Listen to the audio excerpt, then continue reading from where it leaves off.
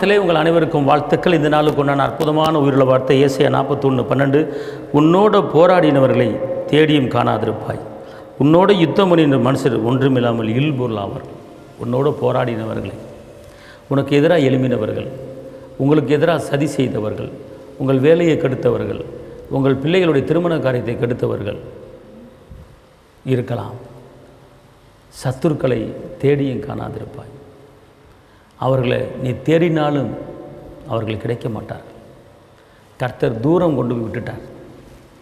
உனக்கு எதிராக சதி செய்தவர்கள், குடும்பத்துக்கு எதிராக, உன் வேலைக்கு எதிராக, தொழிலுக்கு எதிராக, வியாபாரத்துக்கு எதிராக உனக்கு எதிராக சதி செய்த கூட்டங்கள் இனி நீ பார்க்க மாட்டாய். உன் குடும்பத்துக்கு எதிராக முறுமுறுப்பு எழும்பி இருக்கிறதா? உங்கள் பிள்ளைகளுக்கு எதிராக குடும்பத்தில் முறுமுறுப்பு எழும்பி இருக்கிறதா? உங்கள் குடும்ப வாழ்க்கைக்கு எதிராக சில துர்ச்செய்தி பரவி இருக்கிறதா? கவலைப்படாதிருங்கள். கர்த்தர் சொல்கிறாரு, உன்னோட போராடினவர்களை தேடியும் காணாதிருப்பாய். உனக்கு எதிராக எழுப்பினவர்கள், உன்னோடு யுத்தம் பண்ணினவர்கள், உன்னோடு வழக்காடினவர்களை நீ தேடியும் காணாதிருப்பாய். கர்த்தர் தூக்கி போட்டுட்டாரு. கலங்காதிருங்கள்.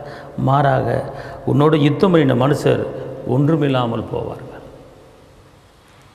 உன்னை கேவலப்படுத்த வேண்டும் என்று நினைத்தவர்கள், உன்னை அசிங்கப்படுத்த வேண்டும் என்று நினைத்தவர்கள், உன்னை எப்படியாவது ஓட்டாண்டி ஆக்க வேண்டும் என்று நினைத்தவர்கள் தேடியும் காணாதிருப்பாய். கவலைப்படாதிருங்க. களைப்பில் கால் வச்சுட்டு திரும்பி பார்க்காதீங்க. நேராக இயேசுவை பார்த்துங்க, போயிட்டே இருங்க. ஓட்டப்பந்தயத்தில் ஓடுறவன் அந்த லெக்கு நோக்கி தான் ஓடணும்.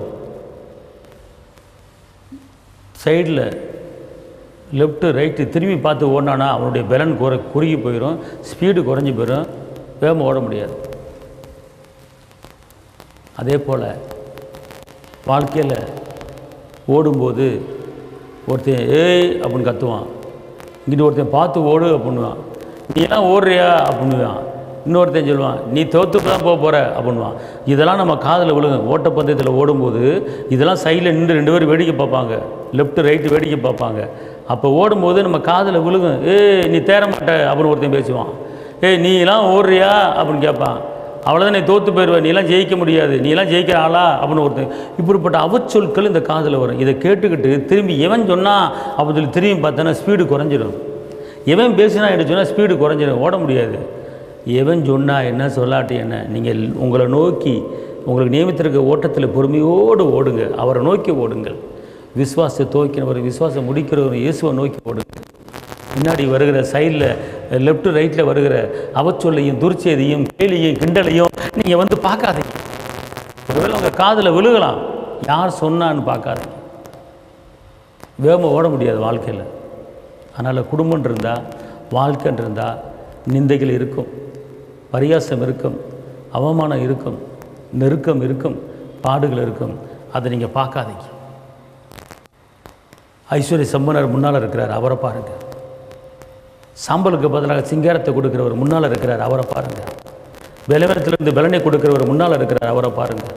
அப்படிப்பட்டவரை நீங்கள் நோக்கி பார்க்கும்போது உங்களுக்கு அற்புதம் நடக்கும். நான் உங்களுக்கு ஆட்சேபிக்கிறேன். தகப்பனை இயேசுவே நன்றியோடு துதிக்கிறேன், ஸ்தோத்திரிக்கிறேன்.